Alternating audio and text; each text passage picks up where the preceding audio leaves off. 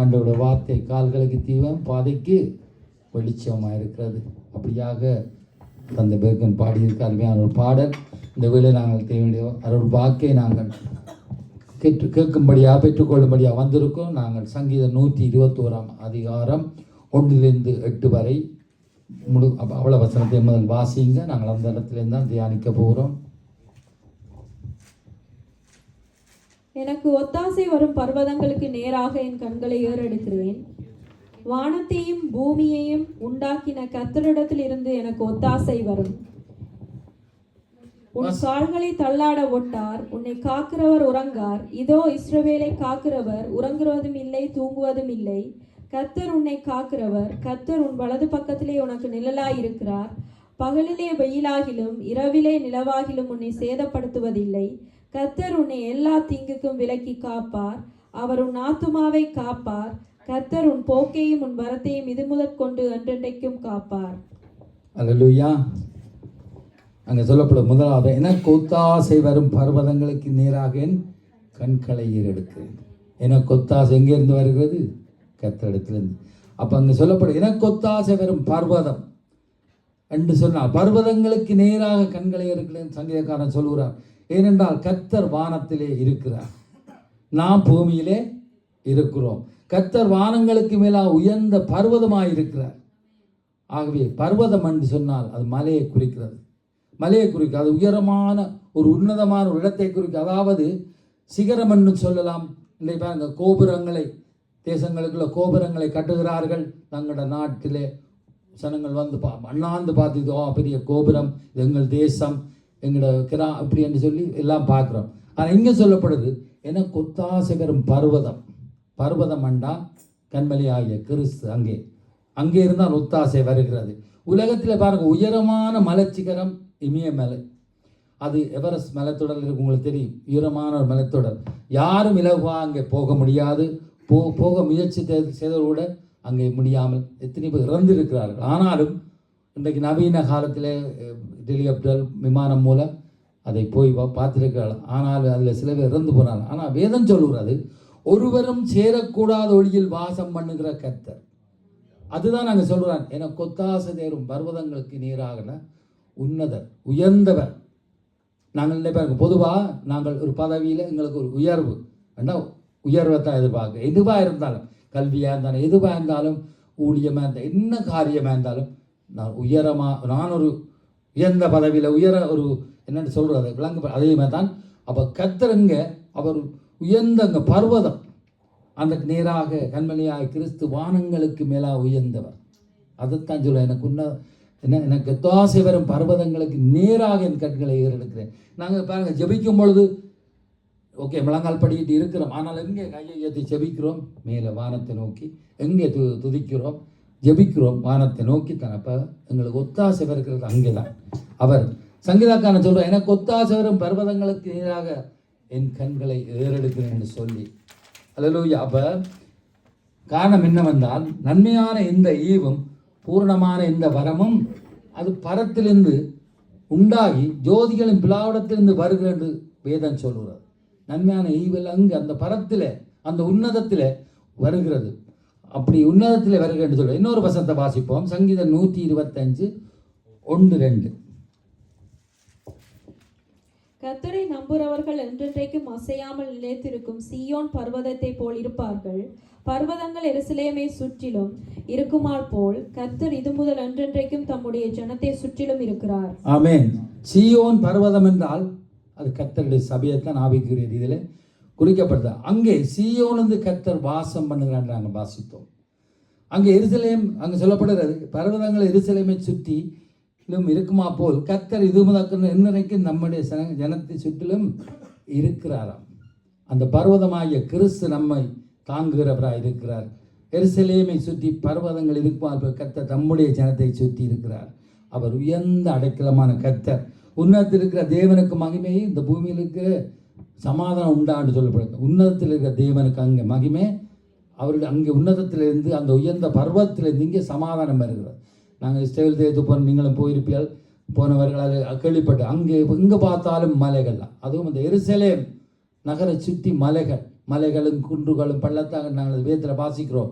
இங்கே பார்த்தாலும் அண்ணான் தான் பார்க்க முடியும். தேவனுடைய ஆலயம் கூட அப்படி இருக்கிறது.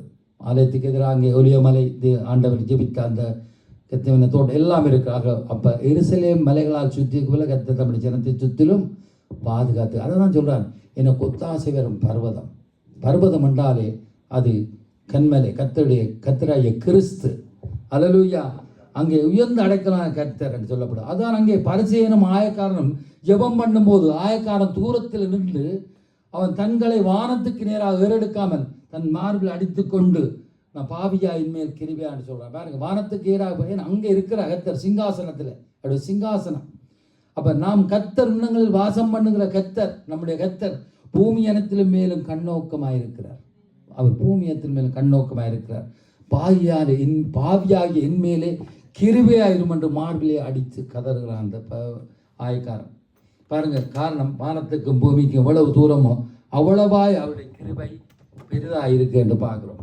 பர்வதம் சிகரம் பாதல் படிக்கிறார், அன்பின் சிகரமே ஆருயிரே அணைக்கும் தெய்வமே ஆறுதலே, அப்படி படிக்கிறார். ஆண்டவருக்கு அநேக பேர்கள் இருக்கு. ஆகவே அவர் பர்வதமாகிய நம்முடைய கர்த்தர், நமக்கு ஒத்தாசை அனுப்புகிறவர் நம்முடைய கர்த்தர். அவர் உயர்ந்தவர், உன்னதர். ஆகவே நாம் சிறுகவும் நாங்கள் பெருகவும் நாங்கள் எங்களை தாழ்த்தவனும் என்று சொல்லப்படுகிறது. ஏன்னு சொன்னால் அவர் எங்களை எல்லாரையும் நோக்கி பார்க்கிற தேவனாயிருக்கிறார்.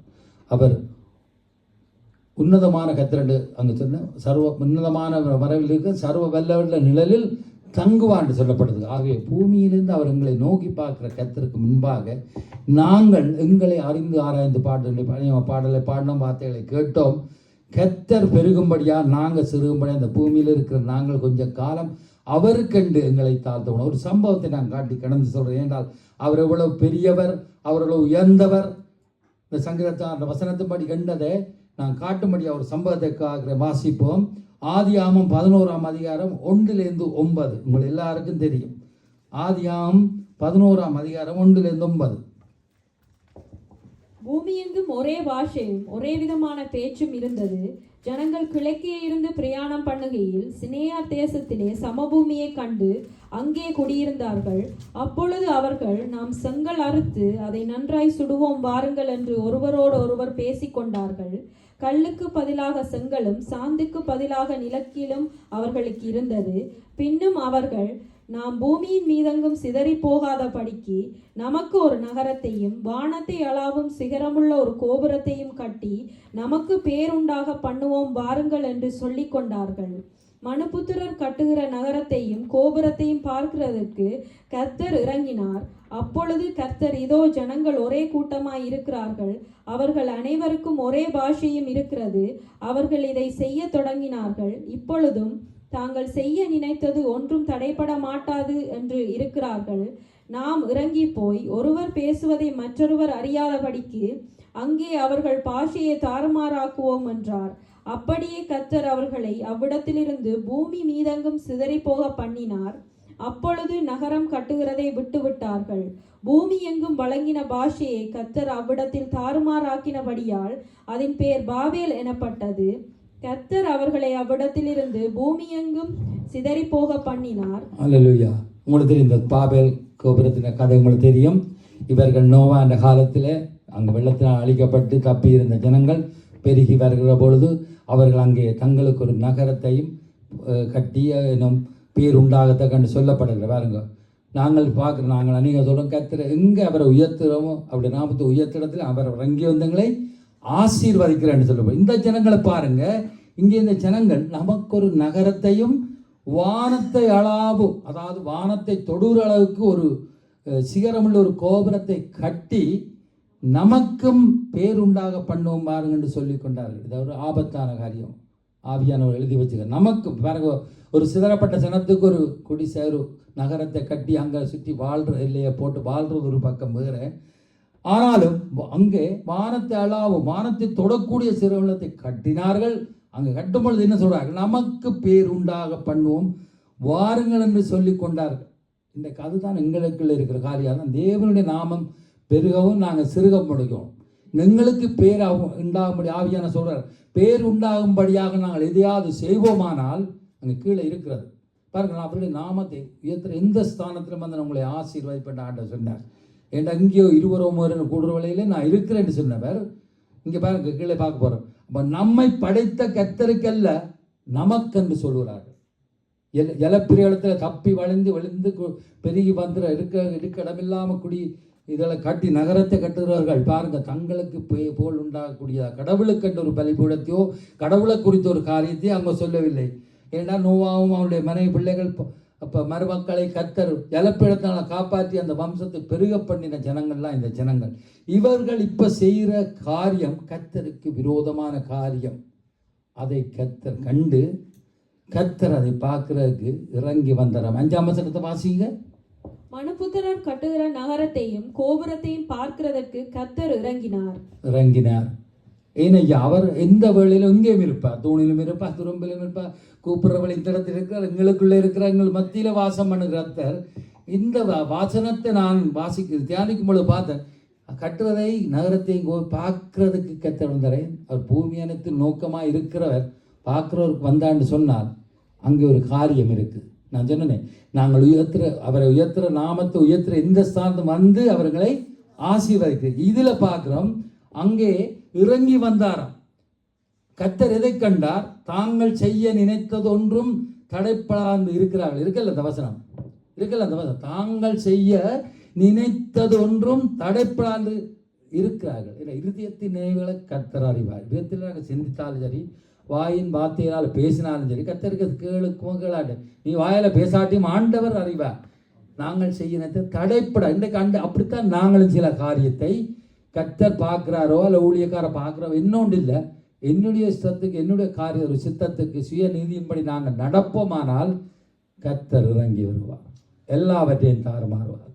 அங்கே பாருங்க, அவங்க நினைச்சாங்க எங்களுக்கு பேர் உண்டாகத்தக்க அந்த கோபுரத்து எல்லாம் கட்டுவோம்னு சொன்னார். ஆனால் ஆண்டவர் வந்து என்ன செய்தார்?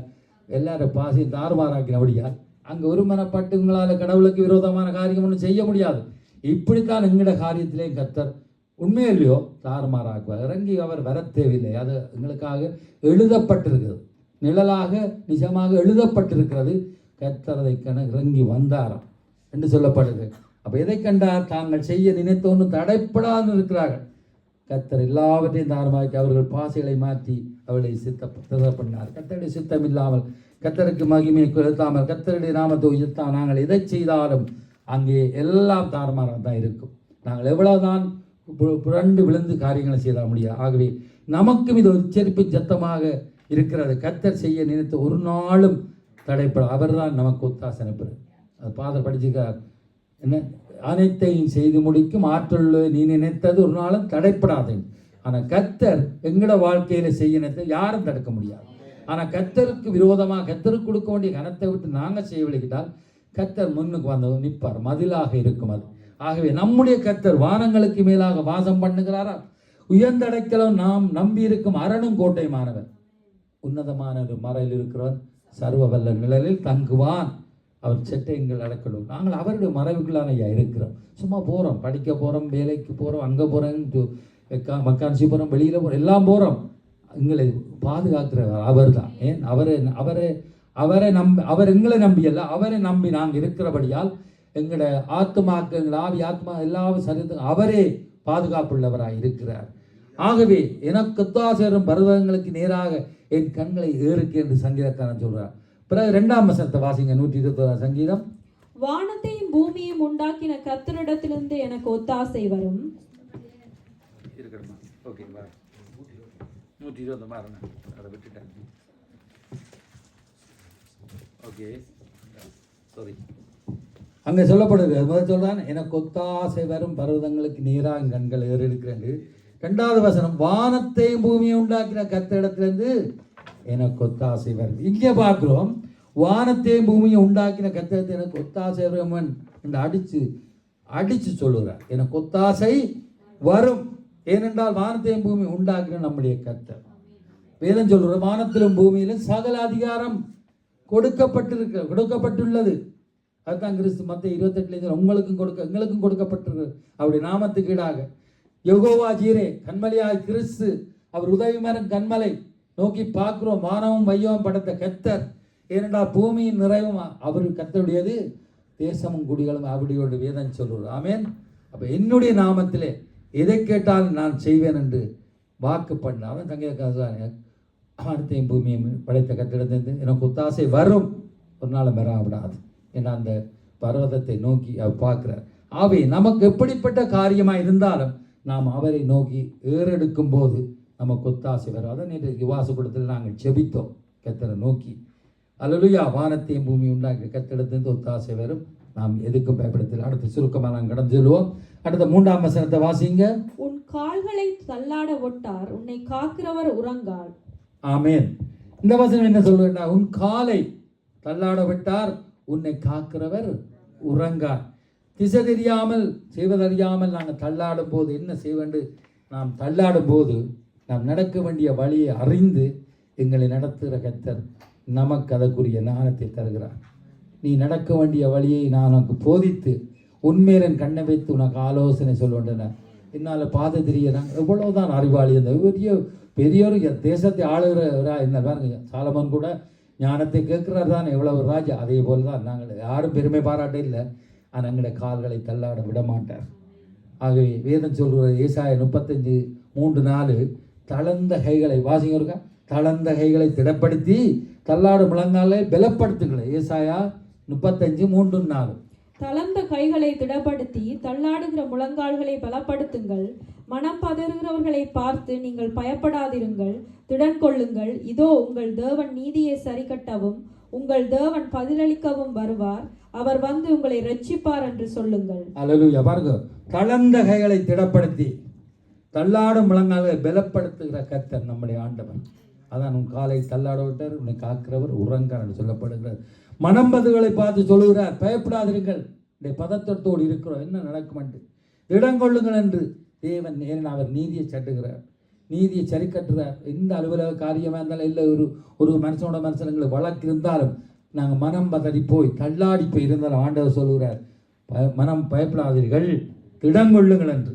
ஏன்னா நீதியை சட்டுகிற கர்த்தர் அவர் உங்களுக்காக பதிலளிக்க வருவார், உங்களுக்காக யுத்தம் பண்ணுவார், ஏன்னா உங்களை ரட்சிக்கிறவர் அவர் என்று சொல்லப்படுது. அப்போ எனக்கு என்ன ஆகும், இதற்கு என்ன வழி, எனக்கு என்றும் செய்ய தெரியல என்று நீங்கள் பயத்தோடு பீதியோடு இருப்பீர்கள். ஆனால் கர்த்தர் சொல்கிறார், மனம் பதறாதீர்கள். நம்புறீங்களா? தள்ளாடுதீர்கள். தோந்து போகிறோம் பிறத்தையும் சத்துவத்தை கொடுக்கிற கர்த்தர் நம்முடைய கர்த்தராக இருக்கிறார்.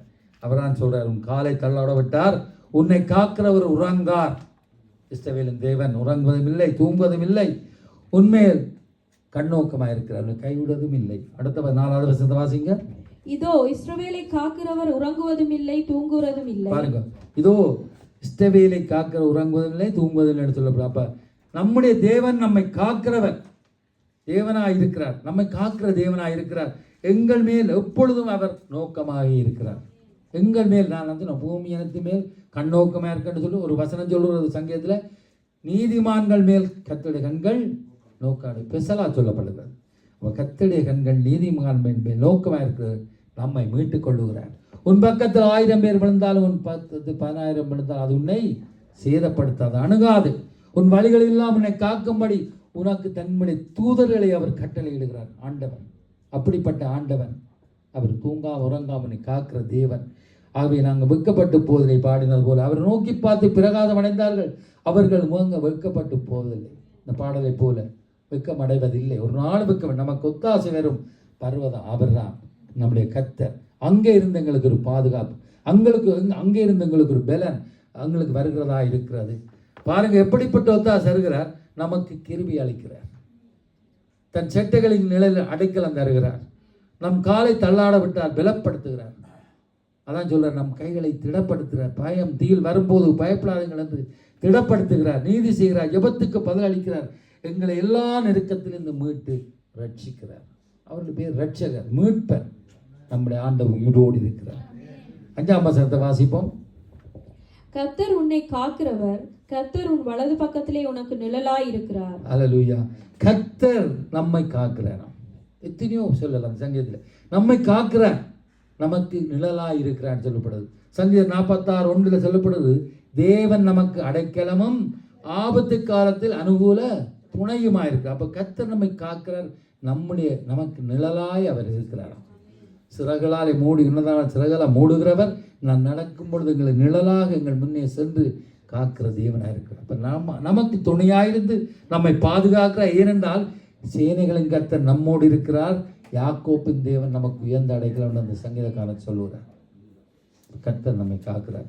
சங்கீதம் 40ஆம் அதிகாரம் 1-3 இருக்க வாசிங்க. கர்த்தருக்காக பொறுமையுடன் காத்திருந்தேன். அவர் என்னிடமாய் சாய்ந்து என் கூப்பிடுதலை கேட்டார். பயங்கரமான குழியிலும் உளையான சேற்றிலும் இருந்து என்னை தூக்கி எடுத்து என் கால்களை கண்மலையின் மேல் நிறுத்தி என் அடிகளை உறுதிப்படுத்தி தமது தேவனை துதிக்கும் புதுப்பாட்டை அவர் என் வாயில் கொடுத்தார்.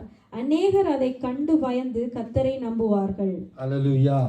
அங்கே சொல்லப்படுது, தீங்கு நாளிலே கர்த்தர் நம்மை விடுவிக்கிறவராயிருக்கிறார், பாதுகாத்து உயிரோடு வைக்கிறார், மரணப்படுக்கையிலிருந்து நம்மை தப்புகிறார். ஏசாயா 46:4 சொல்லப்படுகிறது, இதுவரை தாங்கின கர்த்தர் இனிமேலும் ஏந்துவேன், நான் சுமப்பேன், தப்பிப்பேன் என்று சொல்லுகிறார். அல்லேலூயா. நம்மை பாதுகாக்கிற தேவன், நம்மை தீங்கு நாள் தீங்கு வரும்பொழுது எங்களை பாதுகாக்கிற தேவன் சொல்லுகிறார், இதுவரை நான் பாதுகாத்தேன், இனிமேலும் தாங்குவேன், ஏந்துவேன், சுமப்பேன், தப்பிப்பேன் என்று. சங்கீதம் 27:5 பார்க்குறேன். சங்கீதக்காரன் சொல்றார், தீங்கு நாளில் தம்முடைய கூடார மறைவில் ஒளித்து வைத்து நம்ம கண்மலையின் மேல் உயர்த்துறார். எங்களுக்கு தீங்கு வருகிற வேளையில் இந்த தீங்கு நாளில் தன்னை சிறகுக்குள்ளே கூடாரத்துக்குள்ளே மறைத்து ஒளித்து வைத்து கண்மலையின் மேல் அங்கே உயர்த்துகிற தேவனாய் இருக்கிறார். அப்படிப்பட்ட ஆண்டவர் நம்முடைய கண்மலையாய் கிறிஸ்துவாய் இருக்கிறார். எனக்கு ஒத்தாசை வரும் பர்வதத்துக்கு நான் என் கண்களை இருக்குன்னு சங்கீதக்காரர் சொல்லுகிறார். அடுத்தது 6ஆம் வசனத்தை வாசிங்க. பகலிலே வெயிலாகிலும் இரவிலே நிலவாகிலும் உன்னை சேதப்படுத்துவதில்லை. ஆமென். இது 91 சங்கீதத்தில் உங்களுக்கு தெரியும். அங்கேயும் சொல்லப்படுகிறது, என்ன சொல்லப்படுகிறது? பகலிலே வெயிலாகிலும் இரவிலே நிலவாகிலும் உன்னை சேதப்படுத்துவதில்லை நான் சொல்லுகிறார். அப்போ நமக்கு ஒத்தாசை தருகிற கர்த்தர் நமக்கு ஒரு சேதமும் உண்டாதபடி எங்களை தாங்குகிறார். அதான் அவர் இடத்துல சொல்றார், உங்களை தொடுகிறவன் என் கண்மணிகளை தொடுகிறான். அவருடைய கண்மணியை போலத்தான் நாங்கள் இருக்கிறோம். அல்லேலூயா. உங்களை ஒருவன் தொடுவானாண்டால் கண்ணில் பாருங்க, எங்கட விரலே எங்கட கண்மணியை தொட முடியாது, மூடி விட்டுடும். அப்போ எங்கட ஆண்டவர் சொல்லுகிறார், நமக்கு ஒத்தாசை இருக்கிற கர்த்தர் சொல்லுகிறார், எங்களை ஒரு சேதம் உண்டாக்காதபடிக்கு எங்களை தாங்குகிறார். அப்படிப்பட்ட ஆண்டவர் உங்களை தொடுகிறார், என் கண்மணியை தொடுகிறார். இஸ்ரவேல் ஜனங்களை எகிப்திலிருந்து அழைத்து கானான் தேசத்தில் நடத்தி வந்த கர்த்தர் செய்ததை நினைத்து பார்த்தால் எங்களுக்கு விளங்கு. பாருங்க, அவர்கள் நிழல் ஆட்டமாய் அந்த எங்களை சொல்லப்பட இஸ்ரவேல் ஜனங்கள், நாங்கள் நிஷமுள்ளவர்களாக இந்த தேசங்களில் இருக்கிறோம், கர்த்தர்களை ரட்சிக்கப்பட்ட. அங்கே பகலிலே மேகஸ்தம்பம், இரவிலே அக்னி ஸ்தம்பமாய் கர்த்தர் இருந்தாராம். பகலிலே போகும்போது மேகஸ்தம்பம், வெயில் காரியம் இருந்தாலும் அப்படி கூலாக ஒரு இதில் மாதிரி ஏர் கண்டிஷன் மாதிரி பகலிலே மேகஸ்தம்பம், இரவிலே அக்னி ஸ்தம்பமாய், இருட்டில் போகும்போது அங்கே வெளிச்சமாய் அவர் வெளிச்சம் அப்படியே நடத்தி சென்றவர். 40 வருஷம் வனாந்தரத்தில் ஒரு சேதமின்றி நடத்தினார். வனாந்தர வழியே நடத்திடுவார், வாதைகள் ஏதுமின்றி காத்திடுவார், வானத்து மன்னாவா போசித்து காத்தும் வல்லனம் கர்த்தருடன் வருவார், வலுவாமல் என்றும் நம்மை காத்து. அதெல்லாம் இருக்கு, ஒரு சேதம் ஒன்றி காத்துவாண்டு இன்னொரு வரி இருக்கிறது. அல்லேலூயாவே. ஆண்டவர் எங்களை ஒரு சேதம் இல்லாமல் நடத்துகிற இலங்கை தேசத்தில் இருந்தோம். தெரியும் எத்தனை பேர் ஆம்ச பிடிச்சிருப்பியால், எத்தனை பேர் அந்த குண்டுகளை கடந்து, எத்தனை பேர் முன்னால் விழுந்து வெடிச்சிருக்கு, எத்தனை காரியங்கள் தப்பி சேதம் இடத்துல இருக்கிற. இதுக்காக நாங்கள் நன்றி சொல்ல இந்த வசனத்துக்கு. அல்லேலூயா. எத்தனை சாட்சிகள் இருக்கிறது. ஜெயிலில் கொண்டு போய் இப்படியாக போட்டிருக்கிறது. சுரேசுப்புறக்கெல்லாம் ஜெல் விழுந்து இன்றைக்கு அவர் ஆண்டவர் ஒளிஞ்சர். நான் குறிப்பாக சொல்லல, எல்லாரும் ஒவ்வொரு காரியம் சொல்ல முடியும். அல்லேலூயா. எத்தனையோ கடந்து நாங்கள் வந்திருக்கோம். சமைச்ச சோத்து பானையை தூக்கிண்டு கூட ஓடிடுறோம், அமைக்காரம் வந்துட்டான். அப்படி ஒரு சேதம் ஒன்று இந்த இடத்துல வைத்திருக்கிறார். மற்றது கொரோனா வந்ததா, மாஸ்கர் போட்டுக்கொண்டு கூட தெரிஞ்சான் தான் எவ்வளோ ஜனங்கள் செத்தா. அந்த ஜனங்கள் செத்தால் சந்தோஷப்படையில, ஆனாலும் கர்த்தர் எங்களையும் பாதுகாத்தார். அல்லேலூயா. அவர்கள் செத்தது நாங்கள் அறிய முடியாது. சங்கீதம் 91:5-6 சொல்லப்படுகிறது. வாசிங்க. இரவிலே உண்டாகும் பயங்கரத்துக்கும் பகலில் பறக்கும் அம்புக்கும் இருளில் நடமாடும் கொள்ளை நோய்க்கும் மத்தியானத்தில் பாழாக்கும் சங்காரத்துக்கும் பயப்படாதிருப்பாய். அல்லேலூயா. இரவில் உண்டாகும் பயங்கரம், நாங்கள் இரவில் வேலைக்கு போகிறோம் அல்ல வெளியே போகிறோம், எத்தனையோ ஆபத்துக்கள் எங்களை தேடி வருகிறது. பகலு பறக்கு அம்பு, எத்தனை வாகனங்களோடு எத்தனையோ ஆபத்தான காரியங்கள் வருகிறது. இருளில் நடமாடும் கொள்ள நோய், எங்களுக்கே தெரியாது, எதை தொட்டால் எங்கே இப்போ இந்த கொரோனாப்பெல்லாம் தெரியும் என்ன காரியம் என்று. மத்தியானத்தில் பாலத்தின் சங்காரத்துக்கும் பயத்தோடு எத்தனையோ வெயில் அனர்த்தங்களினாலும் எத்தனையோ காரியத்தினாலும் மறுத்திருக்காள்.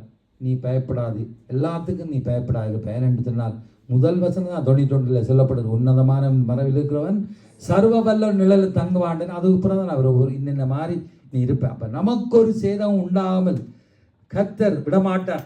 ஆனால் துன்பாக்கருக்கு வரும் பலனை அதை பார்த்து நம் தேவன் யார் என்று அறிந்து கொள்வார்கள். அதை அறியாத ஜனங்களுக்கு இப்படி வரும் பொழுது நாங்கள் அப்போ தான் நினைப்போம், இதை காத்தவர் நம்முடைய ஆண்டவரே. தேவதூர்கள் கட்டளை சொன்னார், எல்லாம் இந்த வசனத்தின்படி நம்ம வர இரவின் பயங்கர எல்லாத்துக்கும் நான் பார்ப்பேன்னு சொன்ன ஆண்டவர் அவர் தான் எங்களை பாதுகாத்தார். ஆனால் ஆண்டவர் அறியாத ஜனங்களுக்கு இப்போ தான் சொன்னேன், எத்தனையோ அழிவுகள் வருகிறது. அதை நாங்கள் பார்க்கும் பொழுது நாம் ஆண்டவரை யாரென்று அறிவோம். அல்லேலூயா. நமக்கு பொல்லாப்பு நேரிடாமலும் வாதை நம் கூடாத்தை அணுகாமலும் காத்து கொள்வான் என்ற சங்கீதத்தை சொல்லப்படுது. அவர் எங்களை வேடனுடைய கண்ணிக்கும் பாழாக்கும் கொள்ள நோக்கியும் தப்பித்து காப்பார் என்று சொல்லப்படுது. வீடன் எங்களுக்கு எதிராக இருக்கிற பதிவைக்கிற கண்ணிகள் எதுவாக இருந்தாலும் எல்லாவற்றையும் தக்கி எங்களை விலக்கி பாதுகாத்து கொள்கிறார். இஸ்ரவேல் ஜனத்தை பார்வன் படைக்கு தப்பிவித்து எதிரே வந்த செங்கடலையும் கடக்க செய்து ஒரு சேதமின்றி அங்கே கொண்டே கரையில் சேர்த்த ஆண்டவர் இன்றைக்கு அப்படித்தான் நாங்களும் இலங்கையிலிருந்து இன்று வரைக்கும் இந்த இடத்துல வரைக்கும் கொண்டு வந்து அவர் சேதமில்லாக கொண்டு வந்து விட்டு இருக்கிறார். அவர் நம்மை தமது சிறகளால் மூடி செட்டைகளின் கீழ் அடைக்கலம் தருகிறார். அவர் கடந்த காலங்களில் கொடிய வைரஸானது குராசு தப்பித்தார் மின்னுவான்னு சொல்கிறார். ஆகவே இன்னும் எவ்வளவோ சொல்லலாம், பாருங்கள். இந்த வாசனத்தை வாசி நாங்கள் இன்னொரு வாசிப்போம். அதில் 121 சங்கீதத்தில் நாங்கள் வாசிக்கிற இந்த சங்கீதம் தியானிக்கிற சங்கீதத்தில் பாருங்கள், முதலாவது வசனம் நாங்கள் வாசிக்கிறோம். எனக்கு ஒத்தாசை வரும் பர்வதங்களுக்கு நேராக என் கண்களை ஏறெடுக்கிறேன் என்று முதலாவது வசனம் சொல்லுகிறது. அடுத்தது 2வது வசனம் சொல்லுகிறது, வானத்தையும் பூமியையும் உண்டாக்கின கத்திடத்திலிருந்து எனக்கு ஒத்தாசை வரும். ஏன் நான் சொல்கிறேன், அதுக்கு பிறகு வார வசனங்கள் எல்லாம் இருக்கு பாருங்க. கர்த்தர் காக்கிறவர் காப்பார் என்று அடிக்கடி வருவதை காணலாம்.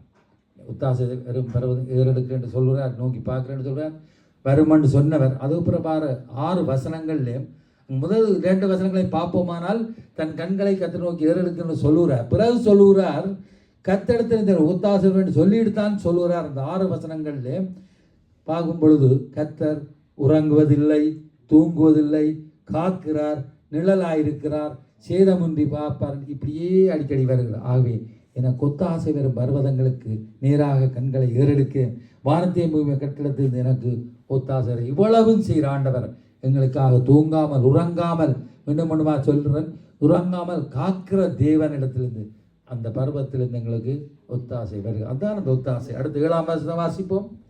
கர்த்தர் என்னை எல்லா தீங்குக்கும் விலக்கி காப்பார், அவர் உன் ஆத்துமாவை காப்பார். அல்லேலூயா. காப்பார். கர்த்தர் உன்னை எல்லா தீங்குக்கும் விலக்கி காப்பார், அவர் உன் ஆத்மாவை காப்பார். இதுதான் முக்கியமான காரியம். ஆத்மா, நாங்கள் ரட்சிக்கப்பட்ட ஆத்மா எங்களை மீட்டு கொண்டார். அல்லேலூயா. எல்லா தீங்கும் அதை பார்த்து சேதம் என்று இப்போ தீங்கு எங்களுக்கு எதிராக கர்த்தருடைய பிள்ளைகளுக்கு வருகிற பொழுது துன்பமான காரியங்கள், நிந்தனைகள், வேதனைகள், நான் சொன்ன வீடோட கண்ணிக்கு அந்த பாலாக்கி இதுகளுக்கெல்லாம் பதிவைக்கிறார்கள் எங்களுக்கு எதிராக. ஆனால் எங்களுடைய ஆத்மாவை காக்கிறான்னு சொல்லப்படுகிறது. நமக்கு வருகிற எல்லா தீங்குக்கும் விலக்கி காப்பாராம். நமக்கு எதிரான யார் தீங்கு செய்ய நினைத்தாலும் கர்த்தர் அதை எல்லாவற்றையும் விலக்கி கொள்வார் என்று சொல்லப்படுது. வாக்கு பண்ணவர் உண்மை உள்ளவர், மாறா. எத்தனை தீங்குகள் வந்திருக்கிற சொந்தங்களால் வருகிறது, நம்பி இருக்கிற ஜனங்களால் வருகிறது. எங்களுக்கு எங்கள் இந்த காரியங்களை பார்த்து பொறாமை கண்டு எரிச்சல் அடைகிறவர்கள். ஏன்னா புரிம்பாவே நாங்கள் ரட்சிக்கப்பட்டவன் என்றாலே அவர் ஒரு ஆபத்தான காரியத்தை உண்டு பண்ணுகிற இருக்க நாங்கள் விழுந்து போக முடியாது. ஆகவே நமக்கு எதிராய் ஒரு வழியாய் வருகிற 7 வழியாய் ஓடி போவார்கள். இந்த வசனங்கள் சொல்லப்படுகிறது. வேதம் சொல்கிறது, வேடையில கண்ணிக்கும் தப்பிப்பார் என்றால் பிசாசின் கண்ணிகள் நமக்கு கர்த்தர்கள் இருக்கும்போது இப்படிப்பட்ட பல தீமைகள் வரும். அவன் பேசிக்கொண்டே இருப்பான். வார்த்தை சொல்லும் பொழுது, வார்த்தை நான் பேசிக்கொண்டிருக்கும் பொழுது, அதில் கேட்கும் பொழுது கூட அவன் எங்களுக்குள்ளே இருந்து காரியங்களை திருடி இப்படியா சொல்லுவான். ஆனாலும் கர்த்தர் எங்களுடைய ஆத்மாவை காக்கிற தேவனாய் இருக்கிறார். மத்தேயு 5ஆம் அதிகாரம் 11-12 வாசிங்க.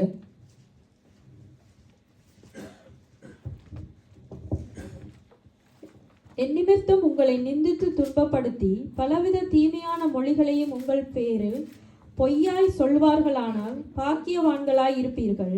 சந்தோஷப்பட்டு களிகூறுங்கள், பரலோகத்திலே உங்கள் பலன் மிகுதியாயிருக்கும். உங்களுக்கு முன்னிருந்த தீர்க்கதரிசிகளையும் அப்படியே துன்பப்படுத்தினார்களே. அல்லேலூயா.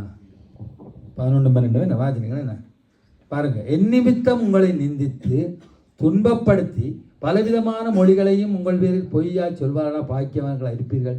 சந்தோஷப்பட்டு களி கூறுங்கள், பரலோகத்தில் உங்கள் பலன் மீதியாருக்கு. உங்களுக்கு முன்னிருந்த தீர்க்கதரிசிகளை அப்படியே துன்பப்படுத்தினார்கள். நாங்கள் பழைய ஏற்பாட்டில் நேர பார்க்கலாம்.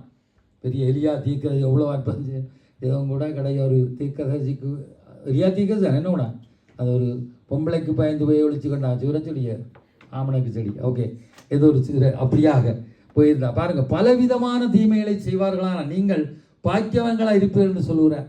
அதுவும் என் நிமித்தம் வருமானால் சந்தோஷப்பட்டு களி கூறுங்கள் சொல்கிறார். ஏனென்றால் அதற்குரிய பலன் அங்கே பரலோகத்தில் நமக்கு உண்டா. இம்மைக்குரிய காரியம் இல்லை, பரலோகத்துக்குரிய காரியம் அங்கே எங்களுக்கு. அவருக்காக நாங்கள் எதை இழக்கிறோம், எதை பாடுபடுறோம், எதை தாங்குகிறோம், எதை சகிக்கிறோமா, அதற்குரிய பலம் இல்லை. அது மட்டுமல்ல, அங்கே 7ஆம் வசனம் பீப்பதி சொல்லப்படுகிறது, அவர் இன்னும் ஆத்மாவை காப்பார். முதலாவது மேற்பதி பார்த்தம் தீங்குக்கு வருமானால் சந்தோஷப்படுங்க, களி கூறுங்கள். யாரும் உங்கள் மேலே பொய்ச்சாட்சி இல்லை, எவ்வளவு சதி செய்தாலும் என்ன காரியங்கள் செய்தாலும் ஏன்னா ஆண்டவர் நிமித்தம் களி கூறும். ஏன்னா கத்தருக்குள்ளே நாங்கள் வாழுகிறோம். இது உலகத்துக்கு இல்லை. உலகத்துக்கு இருந்தால் இன்றைக்கு வெட்டு கொத்து கொலை ஏதோ வந்திருக்கு, ஒரு நிமிஷத்தில் எல்லாம் நடக்கிறது. ஆனாலும் அப்படி இல்லை. பீப்பதி சொல்லுவார், அவர் ஆத்மாவை காப்பார். இதுதான் இந்த காக்கிறது. எங்களுக்கு வருகிற கோபங்கள், எங்களுக்கு வருகிற காரியங்கள், பழைய காரியங்கள் அங்கே கிளறுப்படம் வரும்பொழுது மனுஷன் தானே, நாங்கள் மாம்சத்தோடு இரத்தத்தோடு இருக்கிறோம். சங்கீதம் 23:3 சொல்லப்படுகிறது, தம்முடைய நாமத்தில் எங்கள் ஆத்மாவை தேற்றி காப்பாராம். சங்கீதம் 23 தான் சொல்லுங்க, கர்த்தர் ஆத்மாவை காப்பார் என்று சொல்லப்படுகிறது. நமக்கு வருகிற எல்லா தீங்குக்கு விலக்கி எங்கள் ஆத்மாவை காப்பாற்றுகிறார். சங்கீதம் 37:7-10 வாசிங்க. 37:7-10. கர்த்தரை நோக்கி அமர்ந்து அவருக்கு காத்திரு, காரிய சித்தியுள்ளவன் மேலும் தீவினை செய்கிற மனுஷன் மேலும் எரிச்சலாகாதே. கோபத்தை நெகிழ்ந்து உக்கிரத்தை விட்டுவிடு. பொல்லாப்பு செய்ய ஏதுவான எரிச்சல் உனக்கு வேண்டாம். பொல்லாதவர்கள் அறுப்புண்டு போவார்கள், கர்த்தருக்கு காத்திருக்கிறவர்களோ பூமியை சுதந்திரித்துக் கொள்ளுவார்கள். அல்லேலூயா. கர்த்தரை நோக்கி நீ அமர்ந்திரு. முதல் அதாவது செய், பலத்த கரத்துக்குள்ள அடங்கிரு, அமர்ந்திரு, கர்த்தரை நோக்கி அமர்ந்திரு. தீவினை செய்கிற மனுஷன் மேல் எரிச்சலாகாதே. அவர்கள் என்ன செய்கிறாளோ நல்லா செய்யட்டும். பொல்லாப்பு செய்ய ஏதுவான எரிச்சல் உனக்கு வேண்டாம். பழிக்கு பழி, பல்லுக்கு பல்லுக்கு, கண்ணு எடுக்க வேண்டாம். பொல்லாப்பு வேண்டாம். பொல்லாப்பு செய்ய அறுப்புண்டு போவார்கள், இன்னும் கொஞ்ச நாளைக்குத்தான். பிறகு விசாரித்து பார்த்தா அவர்கள் இருந்த இடம் தெரியாமல் போய்விடுவார்கள். இதை நாங்கள் யாரையும் சபிக்கல, ஆனால் வேதம் சொல்லுங்கள். ஆண்டவர் கர்த்தருடைய பிள்ளைகளுக்கு, பரிசுத்தவான்களுக்கு, நீதிமான் இயேசு கிறிஸ்துவின் ரத்தத்தால் கழுவப்பட்டு கர்த்தருக்கண்ணில் வாழ்கிறவர்களுக்கு வருகிற காரியத்தில் அங்கே ஆவியார் எழுதி வச்சுது. ஆனால் நீ கர்த்தருக்கு காத்திருப்பாயானால் பூமியை சுதந்திரித்துக் கொள்வாய். அல்லேலூயா. நீ ஒன்று செய். சங்கீதம் 34:14, தீமையை விட்டு நன்மை செய். இந்த பொல்லாப்பு செய்கிற காரியம், எரிச்சல் உண்டாகிற காரியத்தை விட்டு நீ நன்மை செய்யண்டான்னு சொல்ல. சமாதானத்தை தேடி அதை தொடர்ந்துகள். தீமை செய்கிறாளோ அதுக்கு பல நன்மை செய். மற்ற எப்படி நான் சமாதானம், ஏன்னா யாவரோடும் நாங்கள் சமாதானமாக இருங்கள் என்று சொல்லப்படுது. அப்போ சமாதானத்தை தேடு, அதை தொடர்ந்துகள். அப்பொழுது கர்த்தர் உன்னை எல்லாத்தையும் விலக்கி காப்பார், அவர் ஆத்துமாவை காப்பார். நானும் நீங்களும் செய்ய வேண்டிய என்னவென்றால் தீமையை விட்டு விலகி நன்மை செய்வோம், அப்பொழுது இன்றைக்கு நிலைத்திருப்போம். ஏனென்றால் சங்கீதம் 37:18 சொல்லப்படுகிறது, உத்தமர்களின் நாட்களை கர்த்தர் அறிந்திருக்கிறாராம். அவர்கள் சுதந்திரம் என்னென்றைக்கும் இருக்குமா. உத்தமர்கள் ஏன்னா தீமையை விட்டு நன்மை செய்கிறவர்கள் கர்த்தருக்கு முன்னாகும். ஏன்னா ஆபிரகாம் சொல்கிறார், என்னென்னு சொன்னால் ஆபிரகாம் சொல்கிறார், நீ உத்தமனாயிருந்த என்ன நோக்கி அப்படி தான் சொல்கிறார் ஆபிரகாமுக்கு. நீ ஆபிரகாமே, நீ எல்லாவற்றையும் எனக்கு முன்பாக நீ உத்தமனாய் நட என்று சொல்கிறேன். அவரே ஒரு விசுவாசத்தின் தந்தை, அவருக்கே சொல்லப்படுதுண்டா, எங்களுக்கு எப்படி சொல்லப்படுகிறது. அல்லேலூயா. இப்போ நாங்கள் வாசிப்போம் 121:8 வாசிப்போம். கர்த்தர் உன் போக்கையும் உன் வரத்தையும் இது முதற்கொண்டு என்றைக்கும் காப்பார். அல்லேலூயா. நாங்கள் அப்போ என்ன வேண்டியதான் நாங்கள் செய்ய வேண்டிய தீமையை விட்டு விலகி நன்மை செய்வோம். அப்பொழுது எந்தன்னைக்கு நாங்கள் நினைத்திருப்போம்னு சொன்னால் அப்போ உத்தமமாய் நடக்கிறவர்களை கர்த்தர் நன்மையை வழங்காதிராண்டு ஒரு வார்த்தை சொல்லப்படுது. இப்போ இந்த 8வது வசனம் என்ன சொல்றது? எங்களோட போக்கு நாங்கள் எப்படி இருப்போமா? நான் கடைசி வசனம் முடிக்க போகிறேன். கர்த்தர் எங்கள் போக்கையும் வரத்தையும் இது முதற்கண்டு இன்றும் காப்பாராம், ஆசீர்வதிக்கிறோம். ஏன்னா நான் உனக்கு முன்னே சென்று கோடு நாளைகள் செவ்வையாக்குன்னு சொன்னேன். என் சமம் உனக்கு முன்னே சென்று சொன்னேன். யாக்கோப்பு தன் தமையனை ஏமாத்தின அவனே ஏசாவை சந்திக்க போகிறான், சமாதானம் அடையும். ஆனால் அவனுக்கு பயம். அண்ணன் என்ன செய்வான்? அவன் முற்கோபி. அவர் அப்படிப்பட்டவன் என்ன செய்வான்? போகும் பொழுதும் கர்த்தர் கூட இருந்தார். அல்லேலூயா. உன் போக்கையும் மரத்தையும் நீ அவன் தந்த முயற்சியில் எல்லாம் செய்து பார்த்தான். முதல் ஆடு மாடுகள் வேலையாளர் எல்லாரும் விட்டு பேருந்து மறுமனையாட்டி விட்டு பேருந்து தானும் மனைவி கடைசியாக போனாலும் ஆனாலும் கர்த்தர் ஆசீர்வதிக்கிறது. எங்களுக்கு சொல்லுகிறார், நீ உண்மையாய் கர்த்தருக்கு உண்மையாக நாங்கள் நடப்போமானார் இது முதற்கொண்டு காப்பாரார். யோபு 23:10 சொல்லுகிறார், ஆனாலும் நான் போகும் வழியை அவர் அறிவார். அவர் என்னை சோதித்த பின்பு நான் பொன்னாக விளங்குவேன்.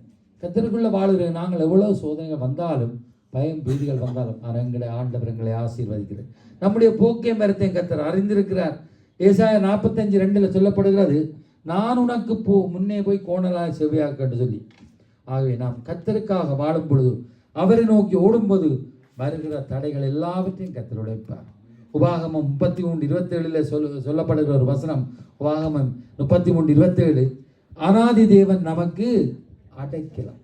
அநாதி தேவன், அவர் வானத்தை பூமியை படைக்கும் போது அநாதியாக இருக்கிறார்.